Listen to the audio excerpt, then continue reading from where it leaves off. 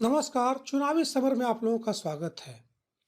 मायावती ने उत्तर प्रदेश विधानसभा चुनावों की आहट के बीच भाजपा और समाजवादी पार्टी दोनों के खिलाफ बोला जोरदार हमला। जी हां, जैसा कि हम जानते हैं कि मायावती ने साफ कर दिया है कि उत्तर प्रदेश विधानसभा चुनावों में बसपा का किसी के साथ गठबंधन नहीं होगा। वही पार्टी भाजपा और समाजवादी पार्टी सहित अन्य पार्टियों के खिलाफ पूरी ताकत के साथ उतरने के लिए तैयार है। इन सब के बीच लोकतंत्र के मुद्दे पर मायावती ने भाजपा और समाजवादी पार्टी दोनों पर निशाना साधा है। आपको बता दें कि योगी सरकार पर हमला बोलते हुए मायावती ने कहा कि बीजेपी उसी तौर तरीके से काम कर रही है जैसा समाजवादी पार्टी करती थी। मायावती ने कहा कि ऐसी शैली की वजह से ही उन्होंने 1995 में सपा से अलग होने का फैसला किया था, लेकिन अब बीजेपी भी वही कर रही है।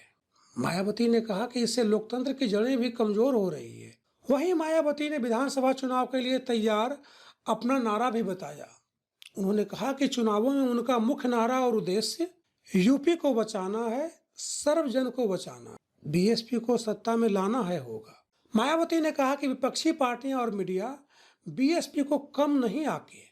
इस तरह मायावती ने यह साफ कर दिया कि भाजपा या गोदी मीडिया इस भ्रम में नहीं रहे कि आगामी विधानसभा चुनावों में बसपा जोरदार प्रदर्शन नहीं करेगी। उन्होंने साफ साफ कहा कि जनता भाजपा और समाजवादी पार्टी दोनों से उब चुकी है और जनता का इन दोनों पर भरोसा नहीं रहा। ऐसे में आने वाले चुनावों के बाद बसपा ही सत्ता में आएगी।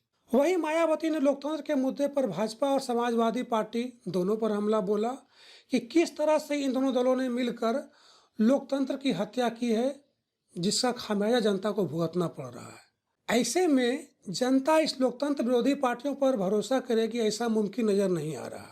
वहीं अंत में मायावती ने जिस तरह से बसपा के लिए जबरदस्त नारा दिया कि यूपी को बचाना है, सर्वजन को बचाना है, बीएसपी को सत्ता में लाना है, उससे साफ है कि मायावती चुनावों के दौरान सिर्फ दलित राजनीति नहीं करेंगी, बल्कि उनका उद्देश्य सर्वजन हिताय और सर्वजन सुखाय होगा। यानी कि मायावती ने अपनी चुनावी रणनीतियों का खुलासा कर दिया है और उनकी रणनीति से भाजपा और समाजवादी पार्टी दोनों को जोर का झटका लग सकता है, क्योंकि कहीं न कहीं मायावती की रणनीति से भाजपा और सपा के जाति प्रधान वोट बैंक को झटका लगेगा। अब देखना यह है कि मायावती और उनका दिया हुआ यह नारा चुनावों में किस तरह से भाजपा और सपा दोनों के लिए मुसीबत बनते हैं। धन्यवाद।